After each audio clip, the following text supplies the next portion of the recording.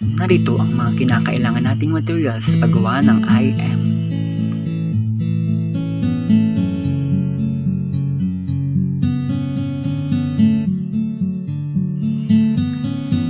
Kinakailangan natin hatiin ang chipboard sa tatlo ng pare-pareho.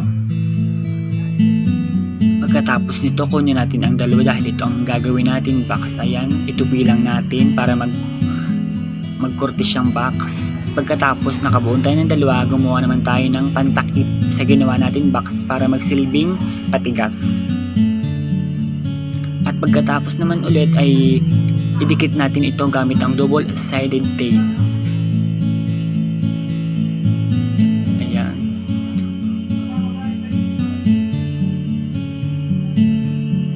Ayan, dun din sa isa, gawin din natin sa isa.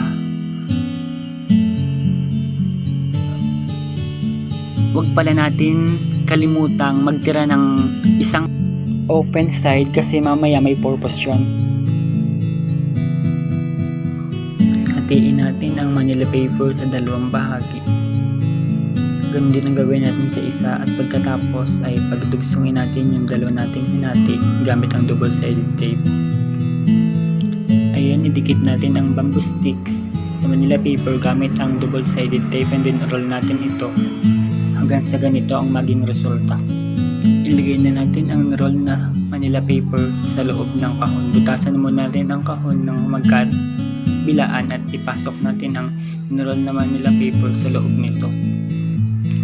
Tiklopin natin ang kartolina sa maliliit na bahagi at gupitin natin ito.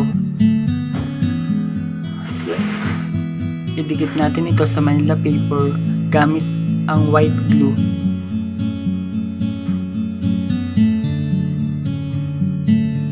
Gumamit rin pala ako ng black na cartolina para mas magandang tingnan. Choice nyo naman kung anong kulay ang gagamitin nyo, pero make sure na magresulta ito ng maganda.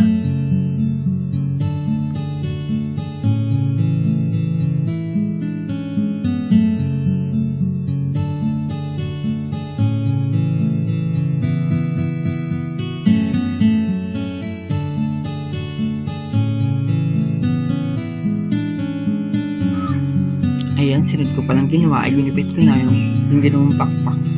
Ngunit bago yun, nagawa muna ako ng sketch para hindi ako magkamali sa paggupit. Nilagyan ko na din siya ng design. Pagkatapos nun ay dinikit ko na ito sa Manila paper gamit ang glue. Ginawa ko din sa kabilang bahagi.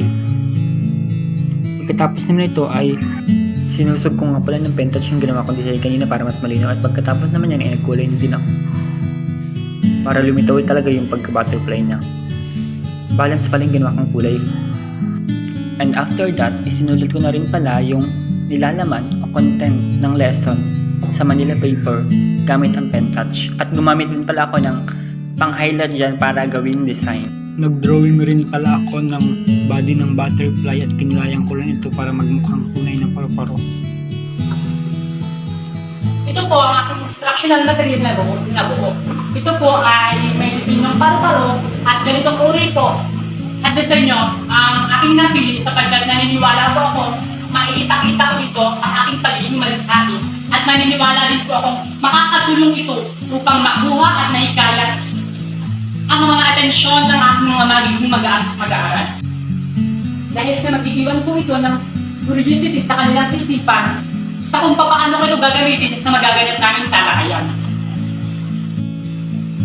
Lalo't ngayon lamang sila nakakita ng ganito, kakaiba at ganitong uri ng instructional material, naniniwala po akong taus-puso at puso silang nakikinig at nakikisa sa aming magaganap na talakayan. Kasi ito yung mundo nila.